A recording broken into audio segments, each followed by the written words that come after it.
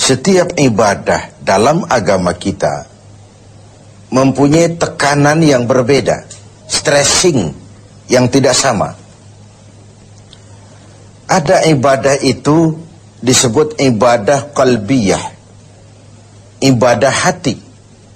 Anggota badan sekalipun tidak banyak ikut berperan. Orangnya bisa saja duduk di meja, sedang berada di kantor menghadapi tamu, tapi di hatinya Allah, Allah, Allah. Itu ibadah hati namanya. Dia bisa berdiri di tepi pantai, melihat lautan luas terhampar membiru. Bukan main lautan ini. Kalau laut saja begini hebat, apalagi yang bikin laut. Wisata seperti itu berpahala.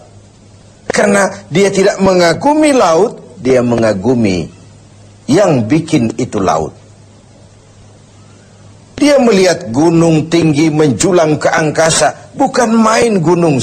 Kalau gunung saja begini hebat, apalagi yang bikin itu gunung. Dia tidak memuja dan memuji gunung, dia puja, dia puji yang bikin itu gunung. Wisata rohani namanya, berpahala. Ini ibadah qalbiyah, ibadah hati. Zikir khafi, zikir yang tersembunyi. Tangannya nulis, ngadepi tamu, tapi hatinya subhanallah, alhamdulillah, wa la ilaha illallah, wallahu akbar. Zikir khafi, zikir yang tersembunyi, ibadah hati. Ada pula ibadah qalbiyah badaniyah. Selain hati, anggota badan. Harta tidak terlalu berperan, tidak terlalu berperan.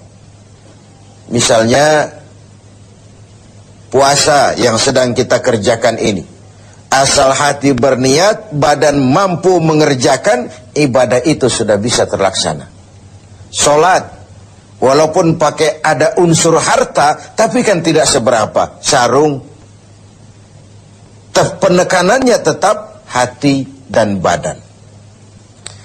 Ada pula ibadah itu disebut qalbiyah, badaniyah, maliyah. Hati, badan, harta. Semua komponen. Ini seperti ibadah haji misalnya. Hati berniat, badan melaksanakan, harta dikeluarkan, baru bisa terlaksana ibadah itu. Kurang salah satunya, sulit terlaksana. Hati kepengen betul pergi haji. Badan sehat. Uang tidak punya, selamat ngelamun. Uang banyak, badan sehat, hati tidak kepengen. Oh, liburan akhir tahunnya sih New York, London, Paris, Rome. Tapi ke Mekah tidak pernah sampai.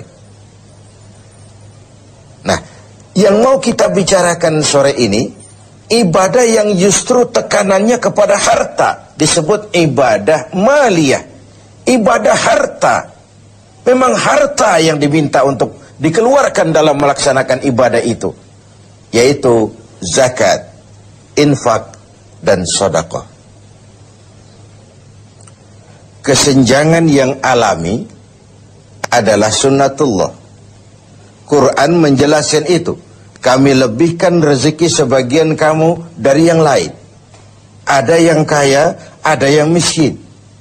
Ada yang alim, ada pula yang awam. Itu sunnatullah, itu natural of law. Kenapa kesenjangan kita permasalahkan? Karena kesenjangan yang terjadi, kesenjangan struktural. Kita juga menyadari bahwa pemerataan bukan menciptakan manusia Indonesia dengan standar ekonomi yang sama ala komunisme. Rumahnya sama semua, semua punya mobil, semua gajinya sekian. Tidak. Allah melebihkan rezeki sebagian kamu dari yang lain. Bukan persamaan model komunisme. Kesenjangan adalah sunnatullah. Allah lebihkan rezeki sebagian kamu dari yang lain. Pemerataan yang kita harapkan adalah terciptanya peluang dan kesempatan. Artinya kalau yang kaya bisa semakin kaya, kenapa yang miskin tidak bisa ikut naik jadi sedikit-sedikit lebih maju?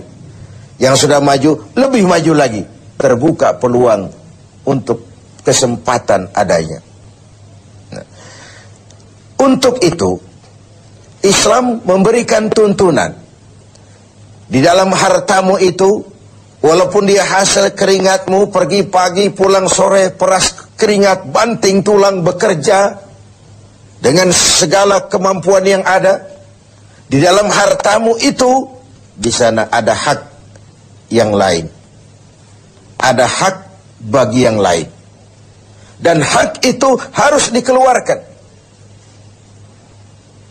Dalam bentuk apa? Dalam bentuk zakat dengan hitungan yang tertentu untuk kelompok orang yang tertentu juga. Apa manfaatnya? Nabi bersabda, zakku amwalakum bizzakah. Bersihkan hartamu dengan zakat. Zakku amwalakum bizzakah. Bersihkan hartamu dengan zakat. Yang dimaksud di sini tentu kalau dalam harta yang kita cari itu bercampur dengan yang haram sedikit, ada yang tidak jelas sedikit, ada yang terkena syak, ragu-ragu sedikit, itu yang dibersihkan dengan zakat. Ada yang menggunakan dalil tadi secara salah. Kita korupsi saja, nanti kita zakatkan. Kan katanya Nabi, zakku amwalakum bizzakah. Bersihkan hartamu dengan zakat. Jadi kalau sudah kita zakatkan, bersih sudah. Itu kan politik money laundry. Dan itu tidak dikenal. Baju yang kita bersihkan itu baju yang kena kotoran. Tapi kalau kotorannya sendiri kan tidak bisa dibersihkan. Bagaimana mau mencuci najis? Yang dicuci baju yang terkena najis. Najisnya sendiri dicuci secara apapun ya tetap najis namanya. Jadi tidak bisalah kita mengambil sesuatu dari yang haram, lalu kita zakatkan, lalu berdalih kepada ini sudah bersih karena sudah dizakatkan. Bukan itu. Nah, zakat fungsinya adalah membersihkan harta. Ibarat bangunan rumah, zakat itu semacam pintu, jendela, lubang angin, AC, kamar mandi, yang fungsinya membersihkan. Membersihkan harta kita kalau dia zakat mal. Membersihkan jiwa kita kalau dia zakat fitrah. Membersihkan tanam-tanaman kita kalau dia zakat zuru'. Membersihkan barang tambang kita kalau dia zakatul ma'adin. Dan seterusnya, dan seterusnya.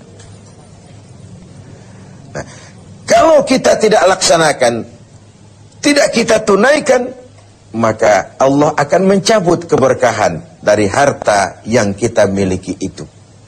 Untuk zakat memang ada haul, ukuran waktunya, dan nisab, ukuran dari jumlah yang harus dikeluarkannya. Terikat dia oleh haul dan nisab.